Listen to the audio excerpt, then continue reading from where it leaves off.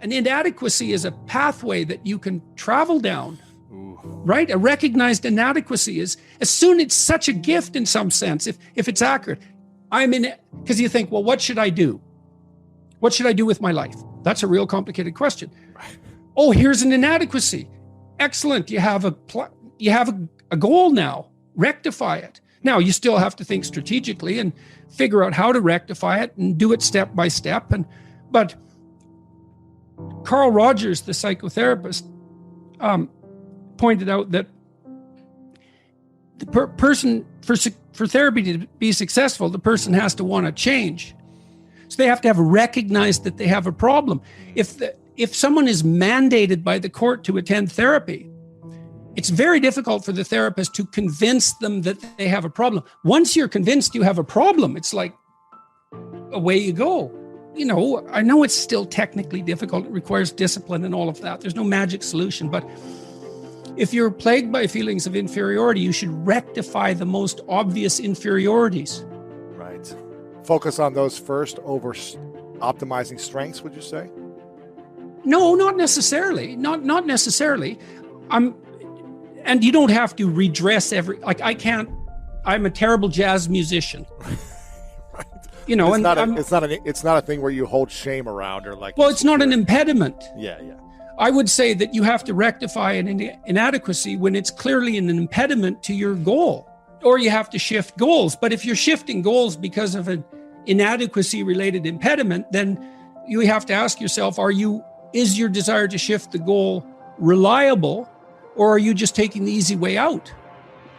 You can protect yourself by picking a different goal that's more difficult. That's a good mental hygiene practice, because sometimes you should switch goals rather than rectifying inadequacies. But you can fool yourself then, and that's not good. And if someone is goalless, lazy, unmotivated, not sure what they want to do, what would be a few key steps to get started to turn their life around or to find the motivation for something greater than where they're at? Well, I think a fair bit of that's probably to be found you can find it in shame, you can find it in guilt, you can find it in conscience, you can find it in anger, you can find it in interest and engagement and beauty. There's lots of pathways. If you're angry about something in the world, well,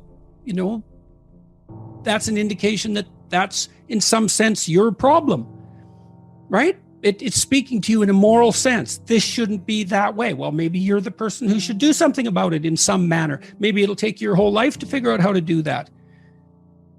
But it's bothering you for a reason. So the negative emotions can be a pathway to transformation. I'm not trying to romanticize them. They can crush you completely and leave you with nothing. Yeah. Right? For sure. And they can go badly astray. But shame, that's a good one. What am I ashamed of? Well, can you fix any of that? Because you might ask yourself, let's say you're so ashamed and so crushed that you're nihilistic and you can't see any hope for life. You're just done. You might think, well, what if I was less ashamed? Like, I'm not going to jump off the bridge today. I'm going to wait a year. I'm going to work on these things that I'm ashamed of. And just see, like, does my life improve enough so that I'm not so bitter about it now, or I'm not so hopeless about it now? And my experience has generally been that works. It works. And then some of it's practical knowledge too. It's like you can get a really long way with very small changes, incremental changes, micro habit changes. So aim low.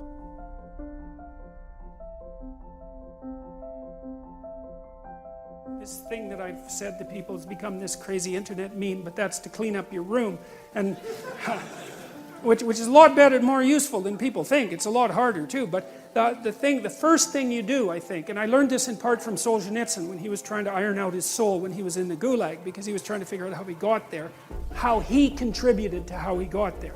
Not Stalin and Hitler, even though they were kind of to blame, but there wasn't much he could do about that. I think what you have to do, and this is part of humility, is you have to look around you within your sphere of influence, like the direct sphere of influence, and fix the things that announce themselves as in need of repair. And those are often small things, you know, and they can be like your room. Put it in order, because the thing is, it isn't exactly so important that your room is in order, although it is. What's important is that you learn how to distinguish between chaos and order, and to be able to act in a manner that produces order. And in most households, there's 100 things that could be done to just make it less hideous and horrible.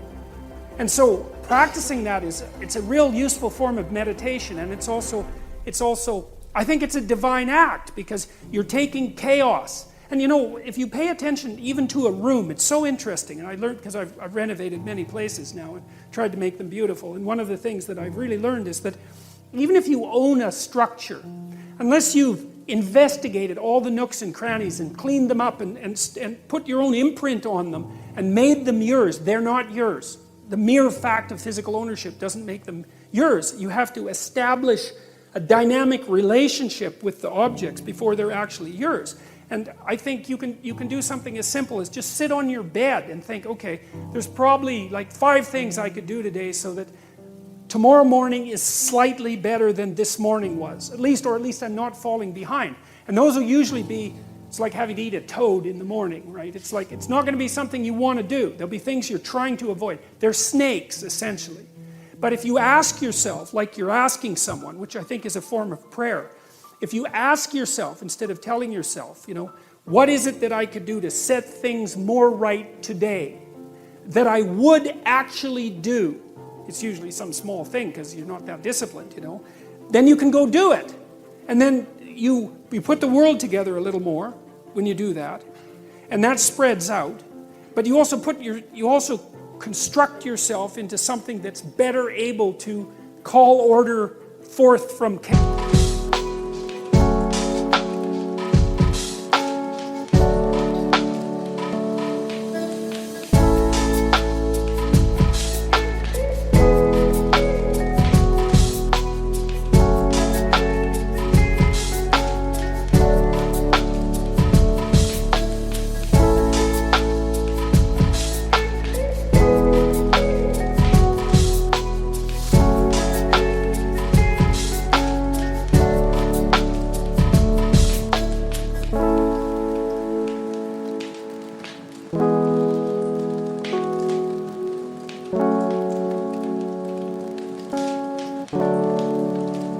Chaos.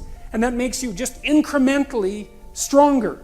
And then the next day, you can maybe take on a slightly larger task. And like, you get the benefit of compound interest if you do that. It's a tremendously powerful technique. And I think if you do that, at some point, instead of just having to fix things up that are not good, you'll start to get a glimmer of the positive things that you could do, you know, the positive things that you could do that would actually constitute a vision. And that's what I would recommend. The problem with a big goal is that it's daunting enough so that it might paralyze you, and there's a high probability of failure. And so imagine that you're your own child. Okay, now imagine you love this child, and you would like him, we'll say him because it's you and I talking, to succeed. Now, you have an ideal for this child. You would like him to grow up to be the best he can be, better than you. The best man he can be. That's what you want for your son, if the good part of you is talking. Yeah. You definitely want him to be better than you are, but you want him to be the best he could be, if your vision is unclouded. Okay, but then you offer him a goal. It's like, well, do this. Well, can he do it? Well, if he can do it without a second's thought, there's no challenge in it. There's no developmental impetus. It's not in the zone of proximal development. You want a goal that you can do, but that requires some improvement on your part.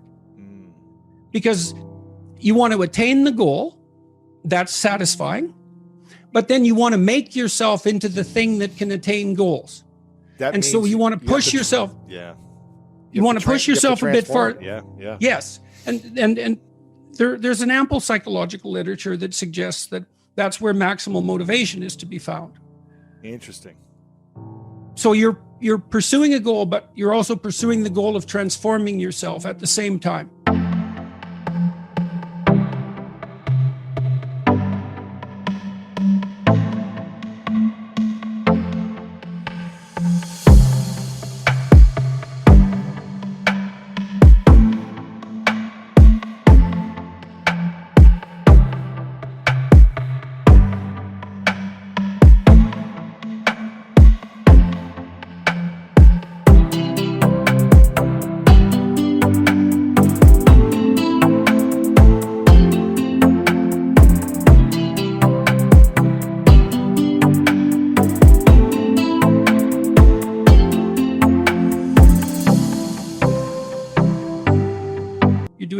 those at the same time.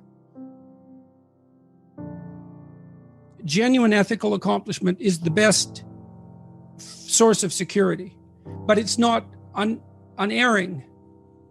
When you mean ethical accomplishment, do you mean doing something good, right? Whether people know about it or not, just good and right for yourself? Is that what I'm hearing you say? Or does someone else need to acknowledge that this was good and right? I think if you've done it for yourself, that's good. But if you do it and other people are in on it and along for the ride, that's also good. And sometimes that's better.